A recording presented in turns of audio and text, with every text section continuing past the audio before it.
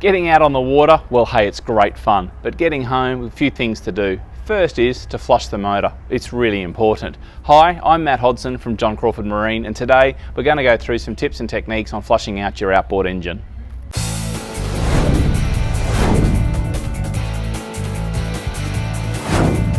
On a lot of these new engines, there's areas here where we can do a flush of the motor without actually having to start the engine. So on this Yamaha, it's found over here on the left-hand side.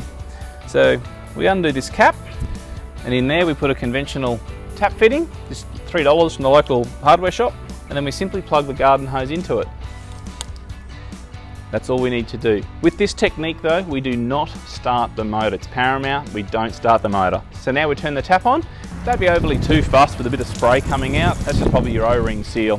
But it's important over on the other side of the motor here to make sure we've got water coming out of the telltale. So this shows that we've got water now going through the power head and it's coming out the telltale out onto the road. If you've got a boat motor that's on a mooring or it's on a houseboat, well, you probably can't put rabbit ears on.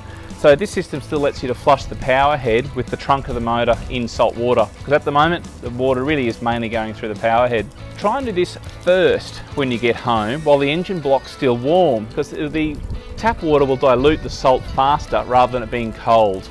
So I prefer this method when the power head's still warm once you get home, and I'll explain why I like the other method when the engine's cold. Now the second way to flush the motor is by having the motor running to put the tap water through it. Now this is conventionally done with what we call rabbit ears or flush muffs. So this is the lower leg. So at the moment we've now got salt water running out of it, so we've just come back and we've tilted the motor down.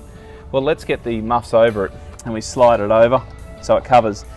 Now with this particular shape of ear muff, we can actually see that there's a bit of a gap under here. So what I like to do on this, because every motor can be a bit different, we turn those earmuffs around that side, so they're now running lengthways. So once the earmuffs are on there, we now connect the hose on and then turn the tap on. So now that the hose is running and the earmuffs are attached, now to start the motor. Gotta love 4 strokes. So when we've got the motor running on the earmuffs, naturally the motor's been cooled by our tap water.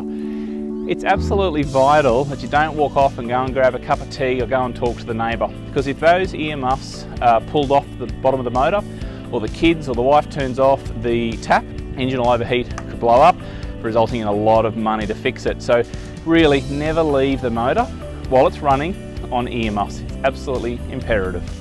One of the things we spoke about with the other back flush system was when you finish to make sure that you put the cap back on the side of the motor. It's imperative you do this. We're under controlled conditions, so let's have a look at what happens when the motor's running and you may have forgotten to put this back on. So what's happening here is the motor pressure is now running the water out through this, which means the power head's losing that water, which means it can overheat. Very quickly the alarm will come on. So really important if you're using that back flush system to make sure that you've got this always put back on. So it's now been about 3 minutes since we've been flushing the motor. Well, what do we do now? Okay, well the motor's flushed, we now turn the motor off, then go and turn the tap off and take the earmuffs off the bottom of the motor, and then tilt the motor up a little bit. So that runs through 2 simple techniques of flushing your modern outboard. Look out for further videos as we'll go over tips and techniques on washing down your trailer boat and your trailer, and then tips and advice on maintaining your engine and trailer and hull. Thank you, see you on the next video.